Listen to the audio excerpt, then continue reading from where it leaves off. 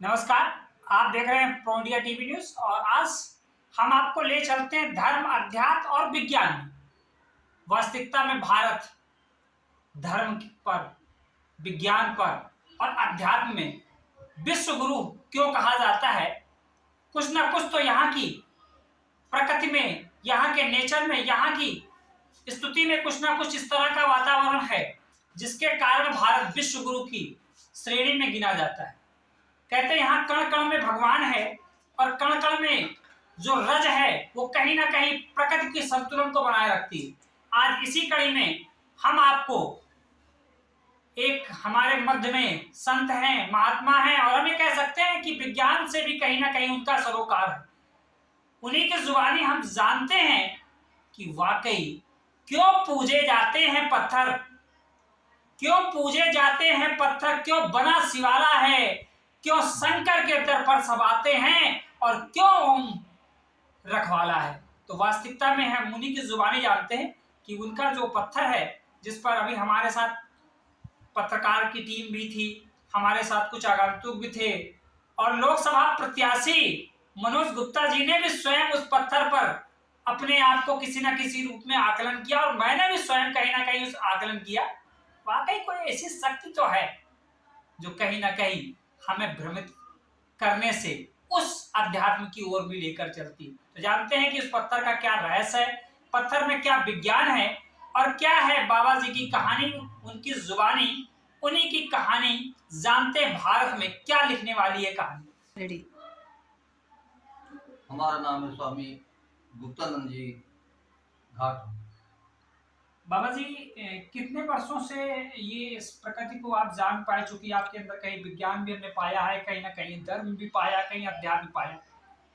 जब पत्थर को हम लोग ने लिया, पत्थर पर हम लोग बैठे तो ऐसा लग रहा था काफी देर तक मैं उस पर बैठा भी रहा, हाथ भी रखा रहा तेजी से कि पत्थर घूमे ना। जी जी। ठीक है, लेकिन हमने पाया कि नहीं, पत्थर में गति थी और उसने कहा कि मूव होने लगा तो पत्थर अपने आप मूव होने लगा। फिर मैंने कहा नहीं, प्रकृति के साथ छेड़खानी करना ठीक नहीं, प्रकृति के साथ बह चलना ही ठीक है। तो क्या था उस पत्थर में, ऐसा क्या है, जादुई पत्थर है या ये आम पत्थर है या हर पत्थर में ऐसा हो सकता है, क्या है तो थोड़ा सा बताए दर्शकों को। ये आम पत्थर है, हाँ। साधारण पत्थर है। हाँ। कोई भी पत्थर ला सकता है। हाँ। और ये वैज्ञानिक आधार से अगर कहूँ, हाँ, तो हरि व्यापक सर्वत्र समान, कण कण में परमात्मा व्याप्त है। लेकिन प्रकट कैसे किया? मूर्तियों में है, मूर्तियों के अंदर परमात्मा है कि परमात्मा के अंदर मूर्तियां? वास्तव में परमात्मा के अंदर मूर्तियां नहीं, पूरा संसार है। लेकिन जाकी रही भावना जैसी, प्रभु मूरत देखी तुम जैसी। इस पत्थर में जा पर जाको सत स्नेह उताते ही मिलन का संदेह, इसमें परमात्मा है। तो इसे खोजने का कुछ आधार होना चाहिए। तो हमने ये देखा, जैसे संक्षेप में, प्रकाश में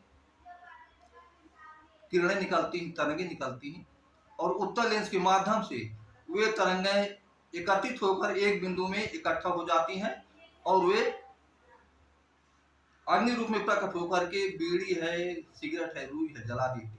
हाँ, मतलब उत्तर लेंस को जिस प्रकार से साइंस में रखा जाता है और नीचे कागज रख दिया गया और कुछ देर तक देखा कि वो तरंगे आई और आपस में क्रॉस उन्होंने किया। हाँ। तो प्लस और माइनस से एक स्पार्किंग हुई। हाँ। और वो नीचे कागज कहीं जल जाता है। बिल्कुल ठीक। तो उसी तरह का यहाँ इसमें इसी प्रकार पूरा संसार तरंगमय है। इस पत्थर में हमने ये सुना कि नरसिंह भगवान जी पत्थर से निकल गया, प्रकट हो गए। तो अगर ये सत्य है तो हमने देखा कि रामायण भी सत्य होना चाहिए, हमारी गीता भी सत्य होना चाहिए। अगर चौपाई मंत्र है तो हमने खोजा और खोजने पे पाया कि जो पत्थर में तरंगे हैं, वो तरंगन को हमने योग शक्ति के माध्यम से, उत्तर लेंस के जगह में योग शक्ति के माध्यम से उनको एकत्रित किया और वो प्रकट होकर के ये आप लोगों को ये काम दिखा रही और प्रश्न उत्तर बता रही। योग शक्ति वास्तविकता में लोग इससे परिचित नहीं है, तो किस तरह एक साधारण मनुष्य में किस तरह ये शक्तियां आ सकती हैं? साधारण मनुष्य क्या शक्तियों को नहीं प्राप्त कर सकता? हाँ, साधारण मनुष्य प्राप्त कर सकता है, लेकिन जो रजोगुणी है और सत्वगुणी प्राप्त कर सके और तमगुणी नहीं प्राप्त कर सकता। क्योंकि उसका तमस ही उसको नष्ट कर देता है। हाँ क्योंकि मूरख हृदय न चेत, चाहे गुरु मिले ही बिरंत सम, फूल ही फल हिंद बेत, जतब सुधा वर्षा ही जलत। इनमें ज्ञान नहीं आ सकता। और जो सतुगुण है ये जिज्ञासु होते हैं। जैसे गुरु ग्रह पढ़न गए रघुराई, अल्पकाल विद्या सब आई अंदर से आई, प्रारब्ध पहले अच्छा पीछे रचा से। और एक होता है रजोगुण, जिस सठ कहते वो भी अच्छे होते, सठ सुधराई सतसंगत पाई, पारस परस उधार सुहाई। तो जो सतोगुणी और रजोगुणी होते हैं ये अगर गुरु सही है, सदगुरु है, यथार्थ में गुरु है, तो ये सीख सकते हैं। जो मंदिरों में जो पत्थर था, मैंने पाया कि कहीं ना कहीं इसका एक शिवलिंग जैसा ही एक आकार कहीं ना कहीं नजर आ रहा था। जी तो मंदिरों में जो शिवलिंग रखे जाते हैं, मैं ये मान के चलता हूँ कि वो मूर्ति भी कहीं ना कहीं अपने आप में एक शक्ति प्रदान करती, वहां से कहीं ना कहीं तरंगे उत्पन्न होती होंगी। उत्पन्न हो गई। तो वो तरंगों का क्या है वास्तविक रूप, मतलब किस प्रकार से वो प्रकृति को संतुलित करती है? प्रकृति, ये जो संसार है ये प्रकृति नहीं विकृति हो चुका है। प्रकृति सम नहीं विषम हो चुका है, विषम हो चुका है। हाँ। तो वो जो मूर्तियां हैं, मूर्तियों में कोई शक्ति होती है और शक्ति होती ही सतगुरु। तो सत्य के पास जाने से उस मतलब उस मंदिर में जाने पे हमको कहीं ना कहीं पॉजिटिव ऊर्जा मिलती है। सतगुणी वातावरण के बीच में जाने से वातावरण का असर होता है और वो तरंगे मेरे अंदर जाती ही और फलता है तम गुण और रजोगुणी तरंगे नष्ट होती धीरे धीरे, और सात्विक तरंगन का प्रभाव होता है, जिससे हमारे अनेक कष्ट बीमारी और कार्य जितने रुके हुए हैं ये ठीक होने लगते हैं धीरे धीरे।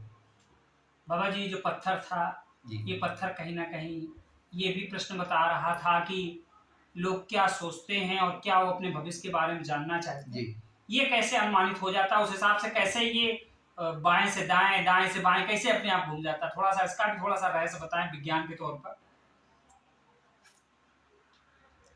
हमारे गीता में 11वां तीसरे अध्याय का 28वां श्लोक, श्री कृष्ण भगवान ने कहा, अर्जुन तत्वितु महाबाहो गुण कर्म विभाग यो गुणा गुणेश वर्तन्त इति मत्वा न सज्जति। गुण ही गुणों में बरत रहे हैं। 23 गुण गीता में उल्लेख है इनका। 23 गुण जड़ है और जड़ के परस्पर मिलने से एक ऊर्जा तैयार होती है, क्रिया तैयार होती है, जैसे पंपिंग सेट इंजन से क्रिया तैयार होती है।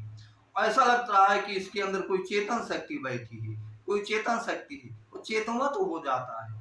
इसी प्रकार से पत्थर चेतनवत हो जाता है। तो इसी प्रकार से ये हमारा शरीर 23 तत्व का चेतनवत हो जाता है, और जैसे ये बताता है ऐसे वो बताता है। केवल भाव अंतर है, उसमें भी जान आ जाती है, उसमें भी जान आ जाती है, जान स्वतः तैयार हो जाती है, स्वतः तैयार हो जाती है। इसीलिए तो कहते हैं जाकी रही भावना जैसी प्रभ मुहूर्त देखी तन तैसी। मतलब जो जिस भावना से अपने आप को वहां पर प्रेरित करता है, जिस तरह का विचार धारण करता है, किस तरह का वातावरण बनाता है, उसको वो वस्तुएं वैसे ही मिल जाती हैं। हमारे साथ कुछ लोग और भी थे जो वाकई उस पत्थर पर बैठे, और उनसे भी हम पूछते हैं वास्तविकता पत्थर की कहानी कितनी सच है। तब हमारे पास एक लोग हैं जो पत्थर पर बैठे और क्या सोचकर उस पत्थर पर बैठे और क्या क्या उन्होंने वहां मान कर रखा था और वैसा क्या उनके साथ घटित हुआ, वो कहानी ही हम उनके मुंह से जानते हैं। अमित जी, जब आप पत्थर पर बैठे तो क्या सोचकर बैठे और क्या हुआ घटना, थोड़ा सा उसके बारे में भी बताएं। पत्थर पे जो मैं सोच करके बैठा, वो प्रश्न तो गंभीर है, नहीं बता सकता। हाँ, पर उसका जो रिजल्ट निकला पॉजिटिव निकला, वो घुमा। ये आप भी देख रहे हैं और हमने भी देखा। और मैं टीचर हूँ और ये तीसरी बार है जो मैं आपको इंटरव्यू दे रहा हूँ जी।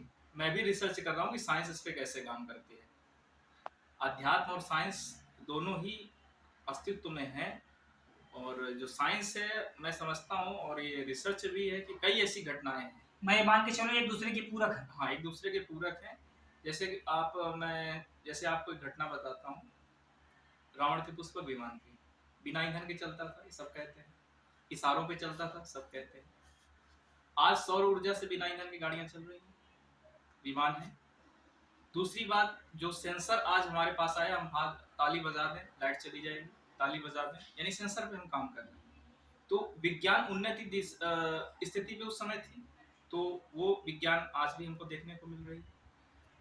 हमने और भी कई उदाहरण देखे हैं, जैसे कि जब महाभारत का युद्ध हो रहा था तो युद्ध में संजय को दिखाया गया है दिव्य दृष्टि कि दिव्य दृष्टि से वो पूरा युद्ध देख रहे हैं।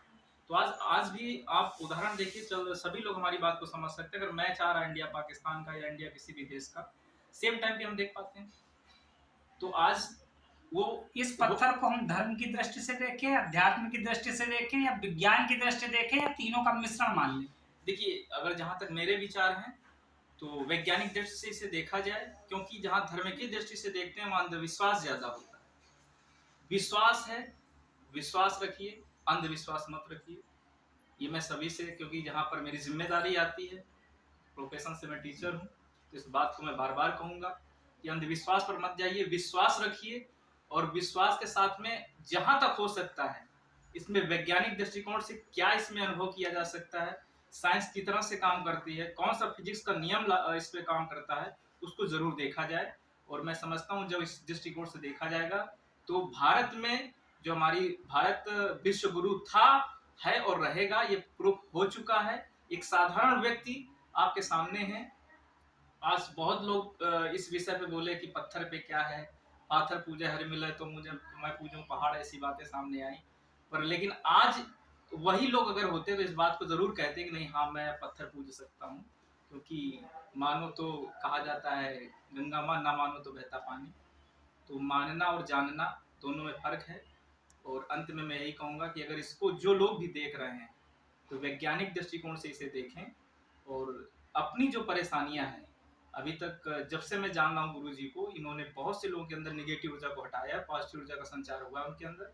उनके रोग भी नष्ट हुए हैं, जो बाधाएं हुई हैं, कई प्रकार के रोगों को नष्ट करने की क्षमता है पॉजिटिव एनर्जी में। और कुछ जो व्यापार धंधे में नकारात्मक तरीके से काम नहीं हो पा रहे थे, उनके काम भी हुए हैं। और लगभग जितने लोग हमारे साथ में हैं, मैं 10 से 12 लोगों को जानता हूँ जिन्होंने इनके आशीर्वाद से नेगेटिव ऊर्जा अपने अंदर से हटाई और पॉजिटिव ऊर्जा अपने अंदर संचार की, और अपने कार्य को सुचारू रूप से कर रहे हैं। बहुत बहुत धन्यवाद आपका। मध्य में एक लोग और हैं, वाकई उनसे भी जानते हैं कि वाकई जो ये वैज्ञानिक, धर्म और आध्यात्मिक तीनों का मिश्रण मुझे नजर आया। क्योंकि मैग्नेट जो काम करता है कहीं ना कहीं उत्तरी और दक्षिणी ध्रुव के बीच कार्य करता है। तो क्या सोचकर इन्होंने उस प्रकरण पर बैठे, और क्या दिमाग में आपके चल रहा था जब सर आप पत्थर पर बैठे? मैं बताना चाहूँगा कि मैं जब पत्थर पर बैठा तो मैंने देखा कि विज्ञान से ऊपर भी एक ज्ञान है, विज्ञान के ऊपर भी एक ज्ञान है, जो यहाँ हमें देखने को मिला कि विज्ञान से तो ये चीज़ें पॉसिबल हो सकती, किसी भी कुर्सी मेज में बैठा, हाइड्रोलिक लगाया गया, घूम गया, लेकिन ये पत्थर है। पत्थर के लिए जैसा बोला गया है, पहले भी काफ़ी चीज़ों में बताया गया है कि मानो तो संकट, नहीं तो कंकड़। तो पत्थर में जान डालना ये एक अच्छा गुरु, अच्छा संत ही कर सकता है। और उसके लिए भगवान से मिलने का जो साधन होता है गुरु के द्वारा होता है, एक अच्छे संत के द्वारा होता है। तो बाबा जी ने ये चीज़ पत्थर के द्वारा हमें प्रूव कराई कि एक देखिए साधन आपको मिल रहा है, आप अच्छे किससे आप अपने मन की बात पत्थर अपने आप घूम रहा था, किसको आप घुमा रहे थे? पत्थर अपने आप, यही तो बता रहे हैं कि पत्थर में जान डालने की क्षमता जो है वो एक अच्छे संत को हो सकती है, ऐसे नहीं हो सकती। विज्ञान नहीं डाल सकता, विज्ञान सब कुछ कर रहा है इस समय, सिर्फ एक ही चीज में वो पीछे कि जान डालना। और किसी निगेटिव चीज से, जिसको हम लोग निजीव में गिनते हैं कि इसमें जीव नहीं है, और वो अगर मूव कर रहा है, वो काम कर रहा है, तो बहुत बड़ी चीज है अपने हिंदू धर्म के लिए, अपने देश के लिए, अपने समाज के लिए, संत समाज के लिए बहुत बड़ी चीज है। कि मतलब हम ये मान के चले कि जो बाबा जी थे, इन्होंने अपनी योग शक्ति द्वारा कुछ ऐसी तरंगे उसके पत्थर के अंदर प्रभावित की, जिसके कारण पत्थर के अंदर एक मूविंग हुई। और सबसे बड़ी बात कि हमारी अंतरात्मा से वो चल रहा है, उसमें जान डाल रहे हैं हमारे गुरुजी, और चल हमारी अंतरात्मा से रहा है, क्योंकि जो मेरे मन में विचार उठ रहे हैं उनका वो जवाब दे रहा है, ना कि गुरुजी की बातों का। गुरुजी ने सिर्फ उसमें जान डाली, एक भगवान से मिलाने का रास्ता दिया। मतलब कहीं ना कहीं ये बिल्कुल क्लियर दिख रहा है कि जिस प्रकार से पुष्पक विमान मन की गति से चल रहा था, सोच की गति से चल रहा था, उस प्रकार से पत्थर भी कहीं ना कहीं मूव कर रहा था। यानी जो हम कल्पना कर रहे थे उस हिसाब से कहीं ना कहीं मूविंग हो रही थी। मूविंग हो रही थी। उसी हिसाब से मूविंग। क्योंकि लोग ये बोलते हैं ना कि हमारी मन की बात कौन बताएगा, हम कैसे, हम कुछ करने जा रहे हैं, मेरा सफल होगा या नहीं सफल होगा। कभी कुछ काम हम लोग करते हैं, कोई पेपर दे रहे हैं या कहीं एग्जाम लगा है या किसी वजह से जा रहे हैं, तो एक मन में शंका होता है ये होगा या नहीं होगा। सबसे पहले आप कुछ भी सुबह उठते हैं तो किसी काम के लिए निकल रहे हैं तो आप पहला एक क्वेश्चन आता है इसको करना है, ये होगा या नहीं होगा। तो इस पत्थर में ये चीज है कि क्लियर है आपको, अगर अपने अंदर मन से, सच्चे मन से आपने भगवान का नाम लेकर उसमें बैठे, आपने अपना प्रश्न पूछा कि हम इस काम को करने जा रहे हैं, इसमें सफलता मिलती है नहीं मिलती है, तो ये उस चीज का आपको जवाब देगा। और इसका प्रमाण बिल्कुल रियल है, हमने ट्राई लिया इसका, हमने बैठे अपनी चीजें पूछी, हमारा ये काम रुक रहा है, होगा कितने समय में होगा नहीं होगा, सब चीज बताया। ये कोई नहीं बता सकता, एक अच्छे संत के द्वारा ही ये चीजें जानकारी मिल सकती है। बहुत बहुत धन्यवाद। वास्तविकता ऐसे महात्मा, ऐसे बाबा, ऐसे वैज्ञानिक हमें मान के चलना एक प्रकार से, कहीं ना कहीं एक प्रकार से इनके अंदर साइंस है, विज्ञान है, और कहीं ना कहीं धर्म और अध्यात्म की जो एक कसौटी बनी हुई है, वाकई देश के लिए अमूल्य निधि है। अब हमारे मध्य में चूंकि मनोज गुप्ता जी भी हैं, और उनसे भी जानते हैं कि वाकई कैसा उन्होंने महसूस किया, क्योंकि धर्म और अध्यात्म में उनकी आस्था कुछ हमसे भी अधिक है। जब आप पत्थर पर बैठे क्या महसूस कर रहे थे? लगभग मैं सनातन धर्म के लिए प्रचार प्रसार के लिए जाता हूँ। 5 स्टेटों में धर्म को रिसर्च के रूप में मैं देखूं तो मैं, किसी ने कहा कि कण कण में भगवान और नर्मदा नदी का हर एक पत्थर शिव, ये सभी सनातन धर्मों में लोगों को देखने को मिलता है। मैं साइंटिस्ट विभाग में जाता हूँ या वैज्ञानिकों से मिलता हूँ, डॉक्टरों से मिलता हूँ। मैं लगभग पीएचडी प्रोफेसर और आईएएस ऐसे लोगों से मिलता हूँ। कुछ 60% एजुकेशन लोग कहते हैं और धर्म को नहीं मानते, वो कहते हैं भगवान नहीं। हमने इसमें अपने जीवन का अनुभव लगभग आज 18 महीने होने जा रहा है, इस पे मैंने रिसर्च करना चाहा। तो मैं एक कृषि विश्वविद्यालय में गया तो एक लाल भिंडी का आविष्कार हुआ। मैंने कहा अपने जीवन में मैंने हरी भिंडी देखी है, लाल भिंडी कहाँ से आ गई? तो मैंने उसको पता करना चाहा कि आखिर केमिकल होगा या कुछ होगा, मगर नहीं, उनका रिसर्च था, उन्होंने किसी तरीके से उसको किया।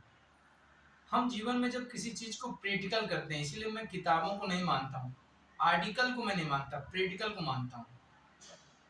आज भारत के यशस्वी प्रधानमंत्री नरेंद्र मोदी जी का भी कहना था कि आर्टिकल से ज्यादा व्यक्ति को प्रैक्टिकल करे तो जीवन में सफल हो जाए। मैं आज से 7 महीने पहले कुष्मांडा देवी मंदिर के दर्शन करने गया, तो वहां मुझे पता चला कि एक बाबा जी हैं जो पेट की काफी तकलीफों को दूर कर देते हैं, और एक पत्थर है उनके पास जो बोलता है, बता देता है। हमारी भी जिज्ञासा थी, क्योंकि राजनीति से जुड़ा हूं तो जिज्ञासाएं ज्यादा हैं। और नेता, आजकल लोग कहते हुए हैं कि नेता का लगभग समाज सेवा को छोड़कर भ्रष्ट दुनिया में जाने लगे। तो नेताओं के लिए तो संदेश है कि वो सनातन धर्म को आगे बढ़ाने का काम करें और सत्य पर विश्वास लेकर काम करें, क्योंकि जनता से जुड़ता हुआ समाज सेवक ही राज लीडर कहलाता है।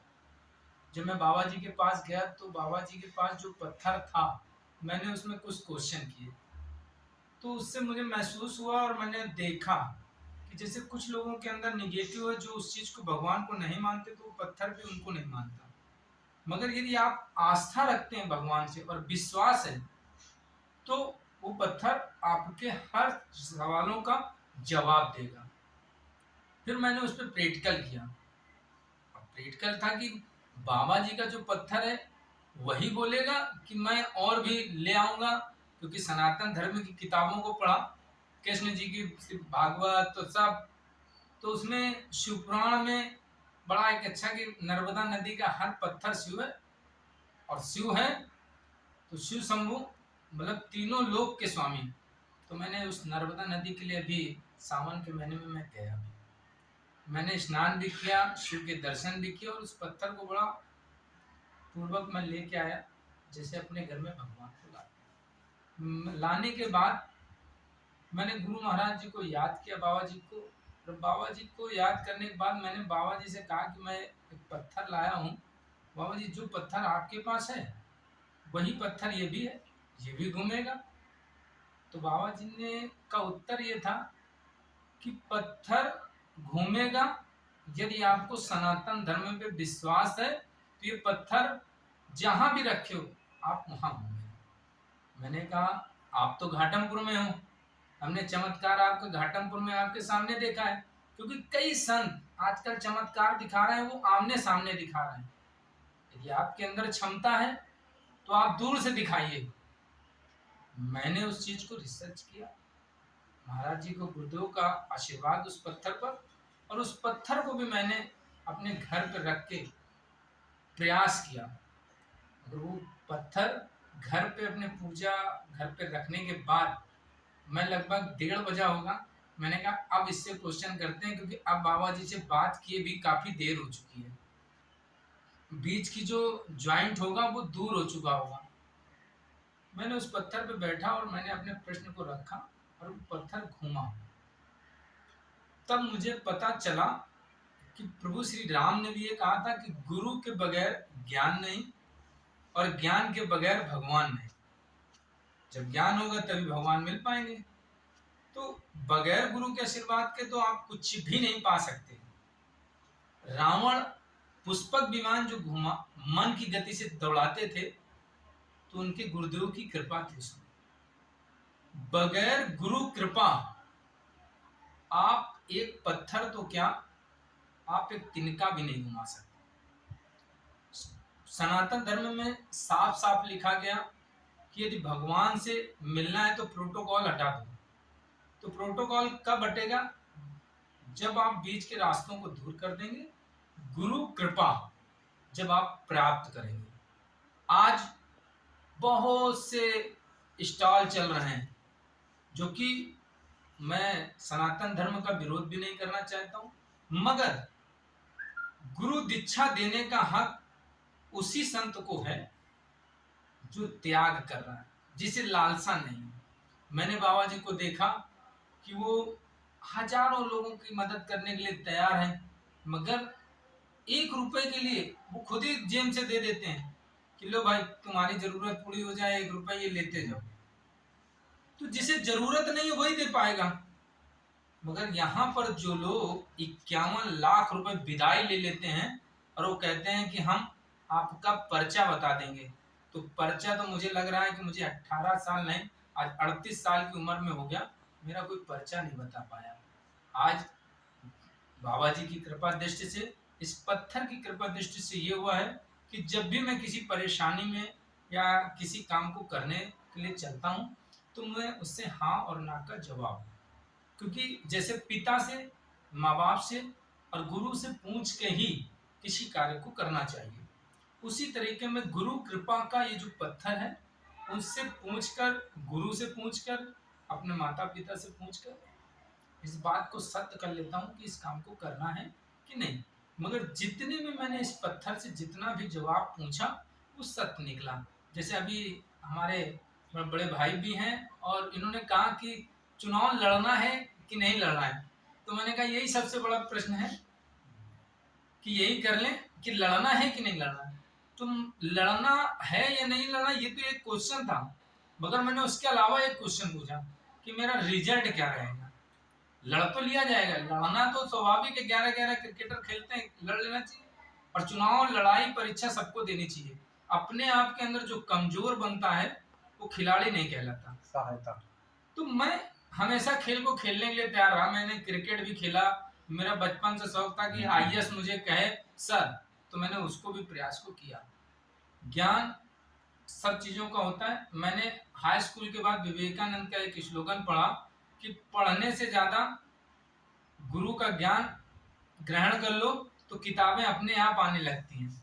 उसको भी ग्रहण किया। तो मैंने क्वेश्चन किया कि लोकसभा चुनाव का टिकट मांगा जाए कि ना मांगा जाए, तो उसका कहना यही था कि टिकट मांगो। फिर हमने कहा टिकट मांग लेंगे तो रिजल्ट क्या रहेगा।